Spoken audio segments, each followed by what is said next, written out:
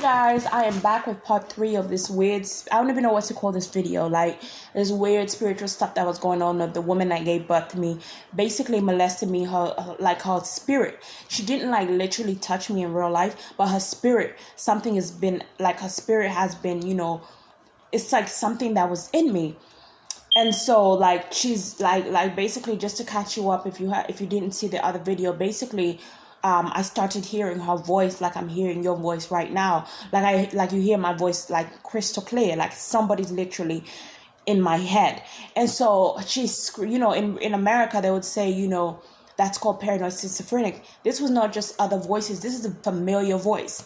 And it's like I don't believe I'm dying. I'm paranoid schizophrenic. I believe this was like an awakening. I believe this was like a part of my mind that was open, and I was able to hear somebody else's realm, somebody else's, her body and her spirit and her voice, like telepathically. She's like communicating to me, and she's like telling me, saying things like I love you so much, I love you. And it's not like a motherly love, it's like a sexual love. Like she's literally going like moaning in my ear, saying and she's like, I miss you, and she's like mwah, mwah. And it's so fucking sick, and it's just like sitting there, and I could hear like heart and like she's right there. Like for a long time, this went on for about 2.5 years, and she's like, and even now I hear just a little bit, but it's not as bad. But I'm always working, like this is like literally what I do. Like I'm like rubbing down my nipples, like constantly, like breaking down the tension or whatever is going on. This is what's been working for me, by the way. I've been just like rubbing this stuff off of me, and just like rubbing my arms, just basically breaking down this stuff, whatever it's been going on. That's what's been working, and the voices have been going down. That's how I got to a point where the voices went down. And every time I would swallow, like I would do I'll do something like that, but it's literally breaking down like the nerves or whatever is happening inside of my throat, because my throat was literally closing off.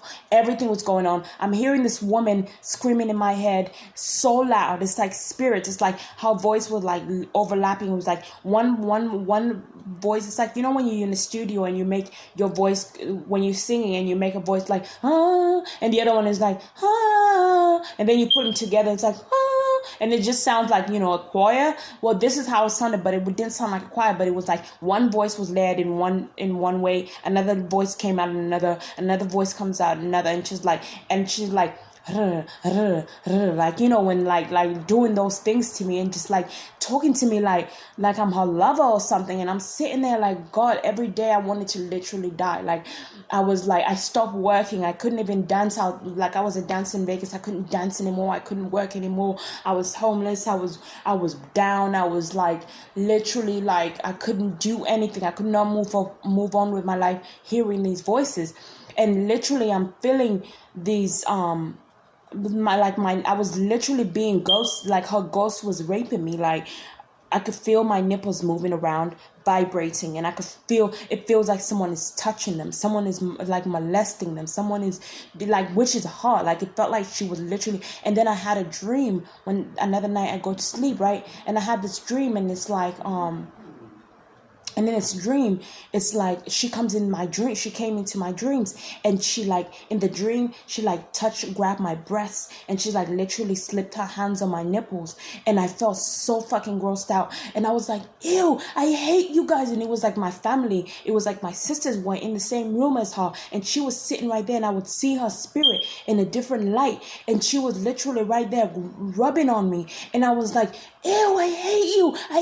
And then I'm screaming, I'm like, I hate you so much. And then I couldn't wake up, and then I finally woke up, and I felt so disgusting. I literally felt like someone was literally like rubbing, like she was literally rubbing her hands on my breast, and it was so disgusting. And then all of a sudden, another thing was like, before all these things happened, before even I started to hear her voice, before I came back to California, before when I was I think I was in Miami or wherever I was, I had a dream way before all this happened. I had a dream of her trying to kiss me. And I looked, and she was like laying there, and I was like laying there with her. And I don't know how I got there, but in the dream she was trying to kiss me. And then I told her, I'm not into that. In the dream, I was like, ew. I was like, no, I'm not into that. And then finally, and I'm pushing her off, and finally I wake up. This was before I started to hear the voices. So it seemed like something was really going on in her mind, and it was like she was probably doing witchcraft and trying to connect to me, to my spirit, and that's how I was able to see her, to how she was able to come into my dreams. And so I started to and so years later comes by. That's when all of a sudden these things start to awaken. Like after getting that dream years before, again I had another. Again, she that's when she started to reveal her colors to me. She started to ask for pictures of my vagina. She started to get close to me, like trying to, be sexually close to me. Just weird things. And these things I didn't understand because, of course, when you're with your friends or when you're with someone that you're close to, another girl, another lady, me and my friends, I don't know about other people and their friends, but we would like, my old friends, we would like do things like, try to we would compare. We'd be like, oh, let me see how your vagina looks. Like, we're not thinking about each other like, oh, I want to sleep with you. No, we're just saying like, let me compare, or let me see. And I'm like, see mine. Like, I'll be like, look, my vagina has like some razor bumps or this and that. Or she'll be like, oh, mine doesn't have that. Or mine has that. Or look, oh, yours doesn't look that bad. We would do that with each other, So I always felt comfortable like with my friends. Like, I never felt like they were trying to do anything sexual to me. You know what I mean? And so that's how I sort of felt with her. Like, I thought that, if I would show her a picture of something, of a vagina, of my vagina, where I was actually trying to send it up to a guy that I was thinking about, like I was gonna date or something like that, for some money or something. This is what I was thinking. And so I think she took this too far, and she started thinking like I was trying to connect with her sexually, or she was like, I don't know, this woman is crazy. And so she just took everything. She just took it out of hand, and so she basically wanted to see more. And that's when I was like, this is sick. Like, this is not what I was trying to do. I'm not trying to connect with you like that. You know what I mean? And so I was like, whatever. So eventually, I left that woman. And so for 2 years straight, I've been hearing her voice. I've been like trying to commit suicide. Like, I almost committed suicide, because you don't understand, this is worse than rape, like in real life. Like, maybe it's not worse than rape in real life, but it was like rape. It was like being raped for 2 years straight every single day by the woman that you hate the most. Like, can you believe it? And you're just sitting there, as when you're young, these things happen to you, and it's bad, but you kind of forget. But when you're an adult and something like this happens to you, it's so much harder to move on, because it's constantly right there eating at you. Like, I've been, like, when I was little, I think I was molested as a child, and I'll talk about things like this, more about that later, because there's a lot of questionable things that, I grew up doing that I didn't really understand, as a child, dancing a certain way and just different things.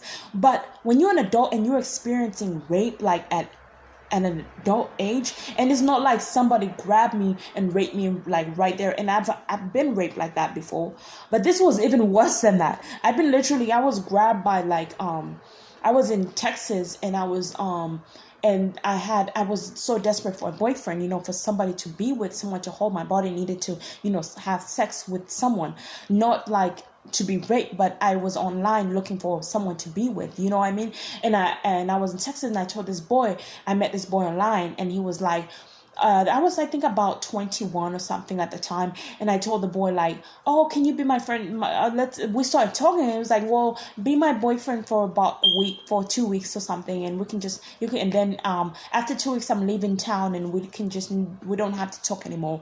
And he was like, oh, okay. So one time I went to his neighborhood, and I thought it was just, he invited me to come over to his place. This was a black guy, by the way, who I don't date black. This is another reason why I don't date like black guys anymore, because I was raped by them, by like 2 or 3 of them. And it was just like, I just didn't want to, I don't see black guys like that anymore. I just don't want to look at them like sexually, because it reminds me of those moments when I was being raped. And so, so I go to the house and so he brings his cousin along, and I'm sitting there like, I don't know why his cousin's here, you know? And so all of a sudden we're walking to his house from the bus stop. This is at night. I couldn't believe, you know, I didn't know much about hoods or anything like that. I was just vulnerable. I wanted to be loved, and I felt like he was going to love me, and he did. But it was weird because it was like we're walking and his cousin comes along with him. And so as we're both walking, all three of us are walking, his cousin starts to slap my butt and touch on my butt. And I'm like, what are you doing? And I told him, I'm like, tell your cousin to stop. And he's like, hey, chill out.